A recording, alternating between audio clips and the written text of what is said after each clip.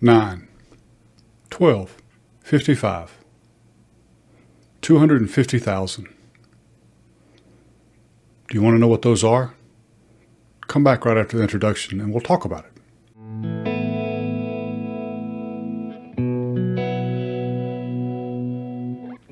Hi, I'm Doyle, and this is my second discussion on the topic of knowledge versus numbers. Last time I talked a little bit about science and the point of people saying follow the science, and now I want to really kind of talk about what I think that in the quote from Plato, the best decisions are based on knowledge and not on numbers.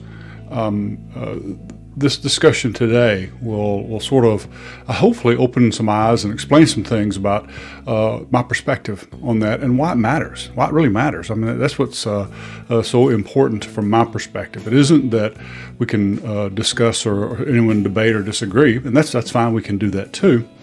But it's a matter of why I think it matters when you talk about numbers and when you talk about decisions and when you talk about knowledge. So let's talk about 9. What is 9? In and of itself, it's just a number. It doesn't represent anything without context. So what is it? 9 planets, although arguably they say there's 8 now because Pluto was demoted. It also could be anything. It could be how old my 2 sons were when we allowed them to stay up till past 8 o'clock. They had to be 9 years old. 12. What is 12? 12 is a dozen. A dozen what? It could be a dozen eggs. It could be 12 months in the year. It could also be the age that a child in many states is permitted to stay alone for an extended period of time, a few hours, without adult supervision. 55. Most people think immediately 55 is the speed limit, the standard speed limit on typical local and state highways. It also could be the age at the company that I worked at for 25 years. You could have do early retirement at 55 years of age. So, and then the last number is one that's kind of a little out there. It's 250,000. And that can mean a number of different things, right? First thing, what's a quarter of a million? Quarter of a million what? Anything. It also could be the distance between the Earth and the Moon. I think that's correct, or something similar to that. The point being, all these numbers in and of themselves mean nothing. You have to have knowledge. You have to have context.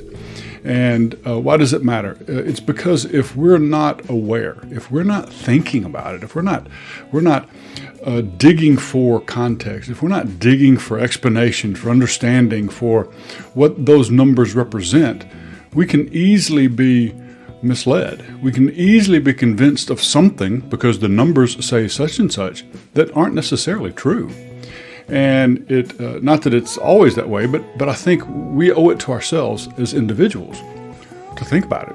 What do the numbers that I'm reading, what do the statistics, what do the facts that someone is presenting to me mean to me? Now, obviously, a lot of that is dependent upon who you're getting that information, getting those facts or those numbers from, the confidence that you have in them. But I say even then, we should be very cautious. We should be very critical. We should understand. We shouldn't just take things on face value. We should say, why does that make sense? And I've learned over the years, when there's something that I don't know, the best way to find out about it is to ask.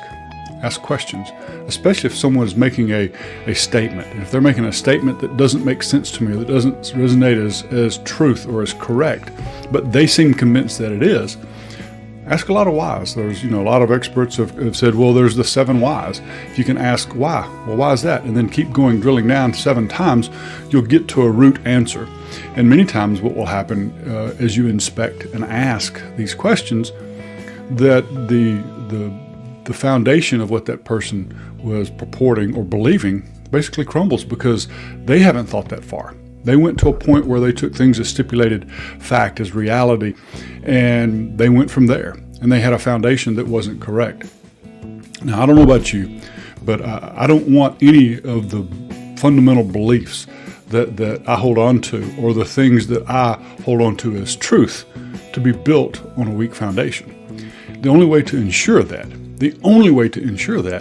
is for you to take it upon yourself to question, to ask, and to understand.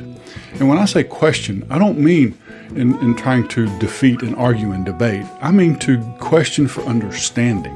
The more you know, the better able you're going to be to gather information, to gather context, to gather facts, and pull them together and see if your conclusion is the same thing as what someone else is telling you. And if it's not, search for the differences. Find out why they're different. There may be legitimate reasons. That then goes back to the point about the people that are saying follow the science. I think many times, too many times, people today will not question things if something on the surface makes sense. And I think we owe it to ourselves as individuals. We owe it to ourselves as human beings, as social beings, as a community, as a world, to strive for understanding. It's very important that we know what we believe and why we believe what we believe. And I think that goes back to Plato's statement of knowledge. The things that we know, and we can only know if we gather that information, if we gather that knowledge and gather those facts and then put them together in a way that makes sense to us. That then becomes knowledge.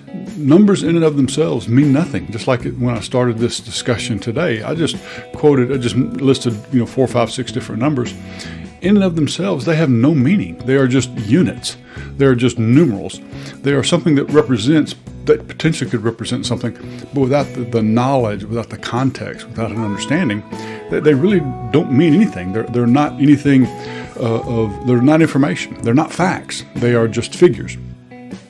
So, for a number to become a fact, for a number to become information, it has to be surrounded by what it represents, and it has to be surrounded in a meaningful and a believable way. So, my question to you today is, do you question things that come to you as facts? When someone quotes a number, do you just turn right around and then start quoting that as saying, I heard they said that this is what's going on. This is the number of this. This is how many of that. This is what's going on here. There's this percentage increase in that, without understanding how it was calculated, how it was derived. What are some examples where you have taken that information and looked at it a little more deeply, and you took a step back and go, that doesn't make much sense to me that way. I think I understand it differently. Have there been any of those situations? Have there been situations where you took something and ran with it for ever so long, extended period of time during your life, and then found out at some point down the road that was false? What did you do? How did you react?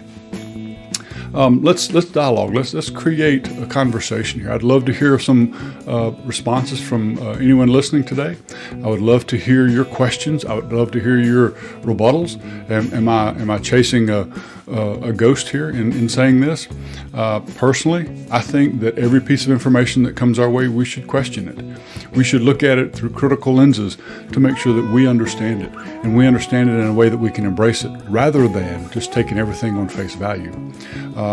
We have to be careful. I think we have to be vigilant that the things that we hear, that we understand them well enough to know if they're truth or if they're someone's narrative or someone's message that they want to get across, rather than what the real message or what the real meaning or what the real knowledge is there. Because ultimately, what I'm talking about is being able to be as informed and as prepared and as knowledgeable as you must be, as you need to be, as you want to be, to make decisions about your life, to make decisions about the things that affect the lives of those people around you and around me, so that we can live our best life and not the life that someone else says that we should live, or that they expect us to live, or they want us to live. It's our choice. It's our life. And I think we should be fully in control and fully responsible for it. And to do that, it takes us individually to inspect and understand and be critical of everything that comes our way, to make sure that we're good, that we understand it, and that it makes sense to us, and we can wrap knowledge around it, or it becomes knowledge in the way we can make our decisions. All right. Leave a message in the comments if you'd like.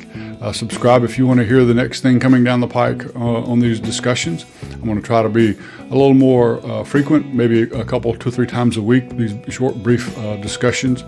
And I'd love to hear your perspective as well. So until we meet again, my name's Doyle. God bless.